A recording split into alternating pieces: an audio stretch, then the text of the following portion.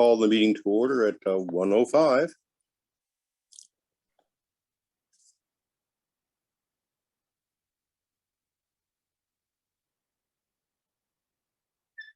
So I guess it's just you and me, Paula, to move in second, right? Yep. Should be easy, eh? So Just go back and forth. should be very easy. I've looked the agenda over. So you're happy with the agenda, Paula? Yep, it's good. Okay, you can move that. I'll second it. Are we in favor? Yes? Yes. Any conflicts of interest? No.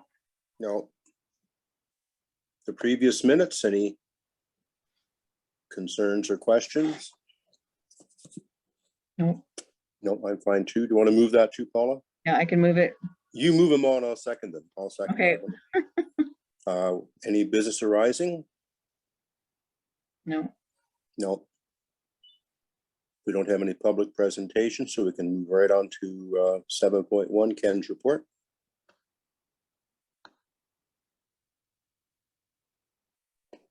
I guess I have to unmute myself. Mm, It works better that way. So what we've got here is our January, February report. So you can see we had quite a few alarm calls for the fire department.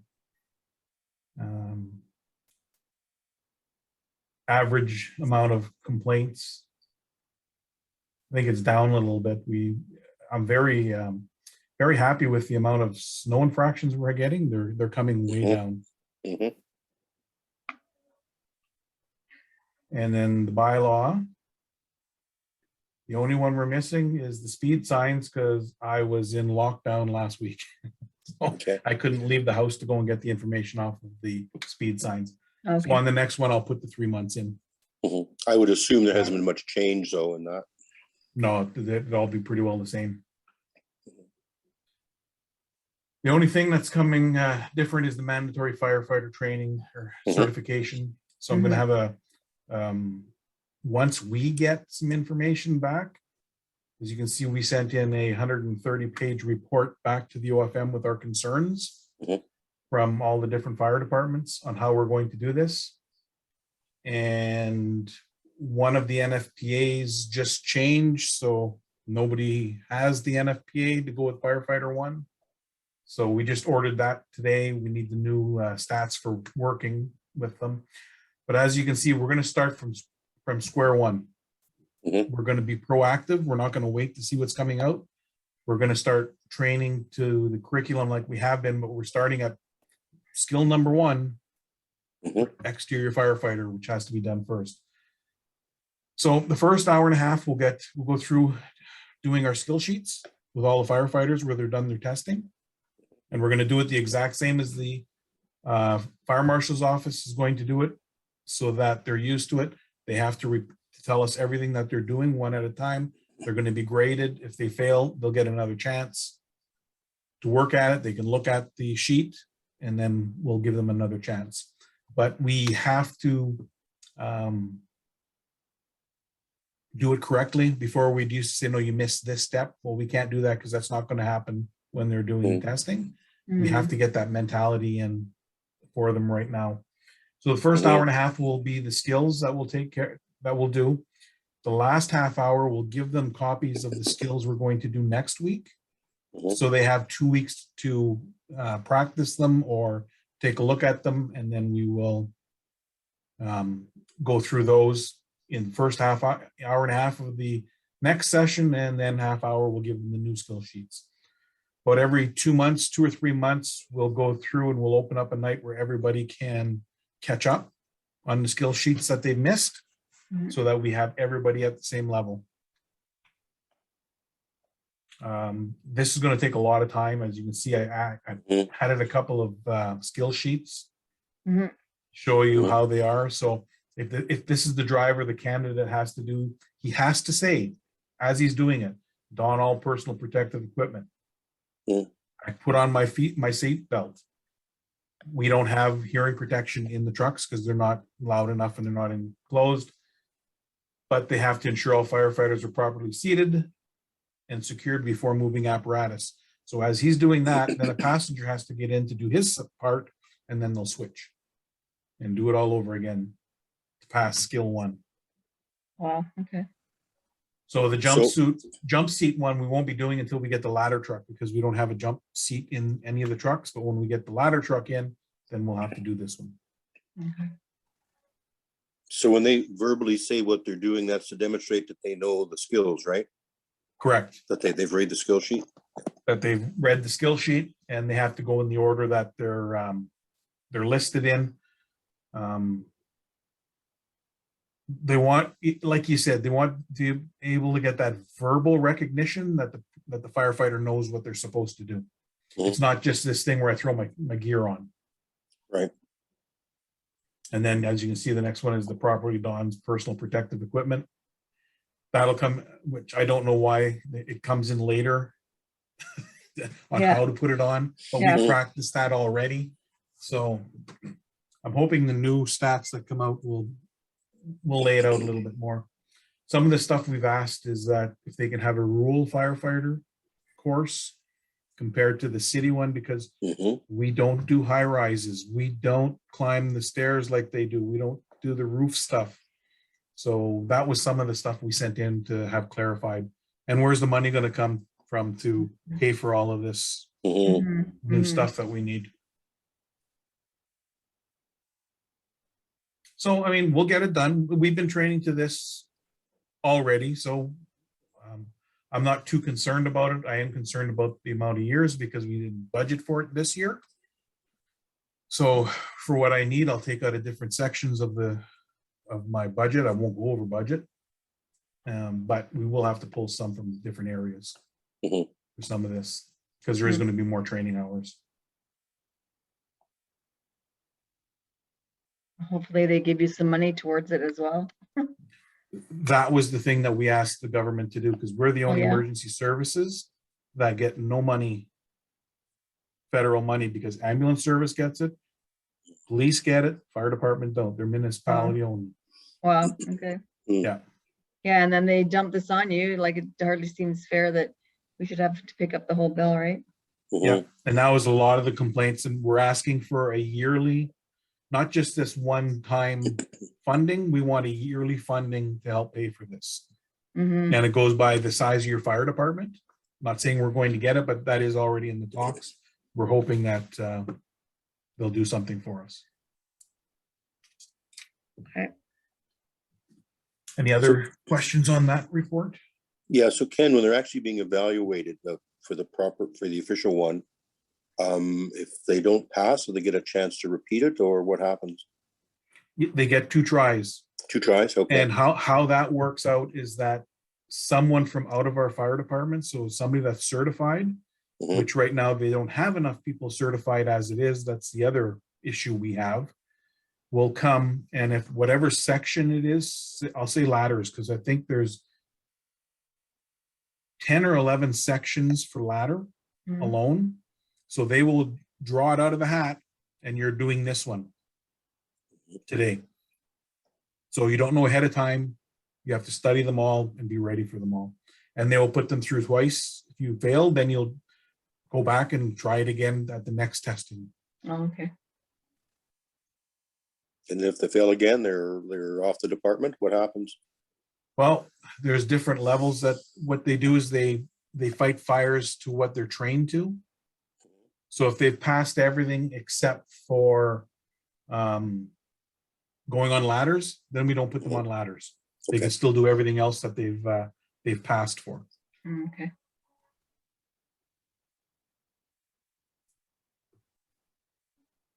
I know you do training all the time with the department, so I'm sure that everyone will probably be okay.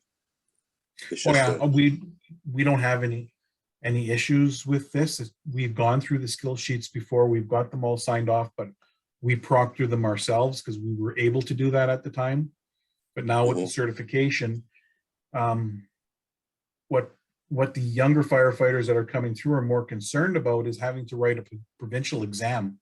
This is only the skill sheets. There are exams that you have to go through for each section Mhm. that we're going to have to put them through. That's what concerns them.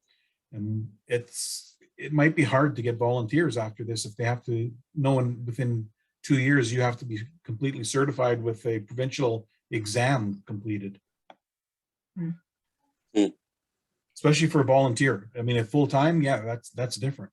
But a volunteer service that just the person wants to give back to the town, it's kind of hard to tell them that you're going to have to do a 2-year course. Yeah. Because it's going to take weekends, it's going to take extra training nights. So we'll get through it. I have no problems with it. We have, I think, 12 that are already grandfathered in from the last round. Mhm. That will automatically be certified for everything. So I'm not worried. We'll bring the other ones up. I have no concerns at all with this for them. Okay. Okay. I don't have any more questions. Paula, you're okay? No, I'm good. Okay, we can move on to 7.2, Ken, the forest fire agreement. Well, this is we still have our forest fire agreement. This is just to let everybody know, or council know, that these are the new costs for this year from the M&R. The map that you see, everything that's the yellow and white that has the hash marks. That is what we cover. So the yellow is town and the white is Crown. That's what we give fire protection to. That's where we've switched off. And the M&R has taken all cottages, like on Matinenda and everything. So all of that area is M&R. And it works out that every year, because of the amount of property we took a little bit more than we gave. We will be receiving $759.70 from the government this year because there were no fires that we had to bill back and forth. So to get this, we took what we knew we could handle. We could get more money, but then that means we have to take more property, and I don't want to do that. Because a forest fire isn't like a house fire where you're done in 4 to 7 hours. You could be there 4 to 7 days. Mhm. We don't have a fire department that can do that. But we've been lucky. We haven't had any bushfires for quite a few years. Yes. So yeah. That's one that worries me, but we've been doing well. We've had a few small grass fires, but we've been able to put them out. So if there was a forest fire, like it would be a really big cost to the municipality then, eh? If it starts on municipal owned land, Okay. then we pay it. If it starts on Crown land and moves on to our property, then the Crown pays for it. Oh, I see. Okay. If I'll use myself, if I live somewhere, I start a fire, it gets away from me, Mhm. all the costs are coming to me from the M&R and the town. Yikes. Yeah. Hmm. And a water bomber is lots. Yeah, I'm just looking at that. Yeah. So that's our rates for this year. And right now, we're responsible for any property with road access, correct? Correct. Yeah. Yeah. And we've taken, I think it's about 300 feet on each side of the road of Crown land, because that's what we can reach with the amount of hose we have. That's what we've taken for our protection. Okay. Because we know we can drive there, and with the new truck we have in the 2,500 gallons, we're set. Okay.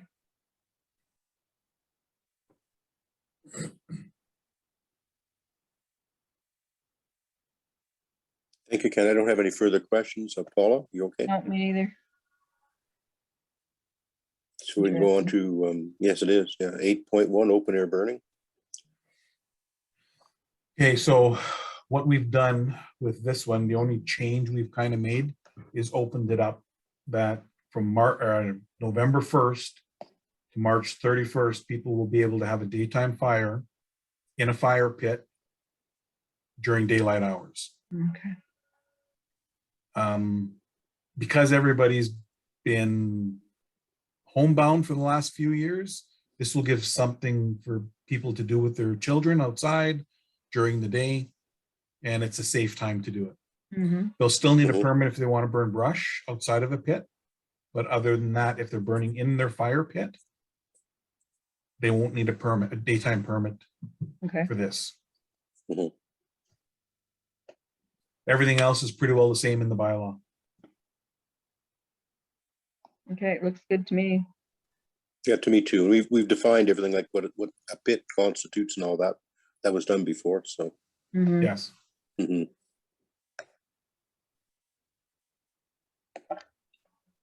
So we need to So- move it then? Yeah, so do you want to move that, Paul, again? Yeah, I And- can, yeah, I can move. Yeah, and I'll second it, yeah. Mhm. That the, refer this to council. Okay, So just in case you get a question on the no burn zone, the last map with the red lines, those are where the schools are and the senior homes are. So you've got the apartment buildings Mhm. and all the schools and churches in this area oh, and the okay. downtown core. That's why Within we that don't red, allow. okay, anybody- I was wondering about that, actually. Yeah, because you Yeah. might get that question at the council meeting. Mhm, mhm. That's because of downtown core. The apartment buildings, the 3 apartment buildings here, Mhm. the schools and the schools and churches on the other, on the south side of the highway. Okay, Okay,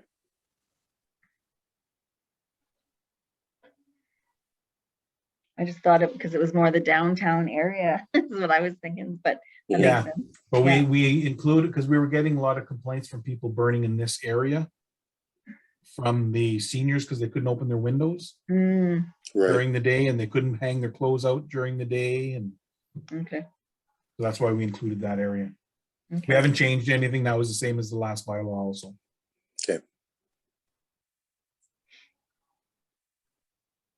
Thank you, Ken. We can move on to 8.2, the taxi one.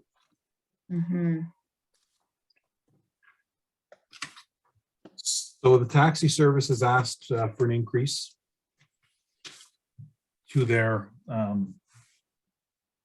fees. So you can see what they want to increase to 10, from 5 to 10, 10 to 15, and 15 to 20, but they're also putting in a seniors discount. Mhm. Mhm. The only thing is if the recommendation goes through, we're gonna have to add a piece because I was talking to Jason. And this we'll have to put in as of June 1st, 2022, because they can only change their fees in June. Oh, It's in the main bylaw. kind of bizarre. Yeah, Well, considering the cost of gas these days, I can certainly appreciate why they want to increase it. Yeah, yes. And they did buy a lot of new vehicles and they've done a lot of work to the service. well, and I'm sure like insurance too, because I mean, it just goes up and up, right? So, yeah, for sure. Okay, yeah. I can move that. Thank you, Paula. And I shall second it. All right. Yeah, I know with the price of gas these days, like I'm surprised it didn't ask sooner. Mhm. Yeah, I haven't been into town today. I don't want to go in. I'm scared to look at the sign. You know, it's- Yeah, 191 or 2 or something, I think. Mhm. And I think the US has just banned imports of Russian oil and fuel, so I think that would have another effect, so. Mm, Anyway, we don't have an addendum. Any other? so we'll change that recommendation to read June 1st Oh, okay. pardon, yes, of 2022. okay, Okay. So the proposed fare increase. The for taxi protective services recommends as of that council June 1st. approve the proposed fare increase for taxi service as of June as 1st. of June Yeah. 1st, June 2022. 1st, 2022. Okay. Great, anything else, Paula, you're fine? No. I apologize for being distracted and forgetting about the meeting, so. No That's problem. all right. Lasagna is a good excuse. I hope so, yeah. We'll be over. Yeah, what Hey. time will it be ready? Eh? Yeah. Yeah, about 5:30, I would think, yeah. So moved by Paula and seconded by me that we adjourn at 1:24 on my tablet. Yep. Great, thank you very Sure. much. All right. Have a Thank good one, you. guys. Thank you. You Bye-bye. too. Bye.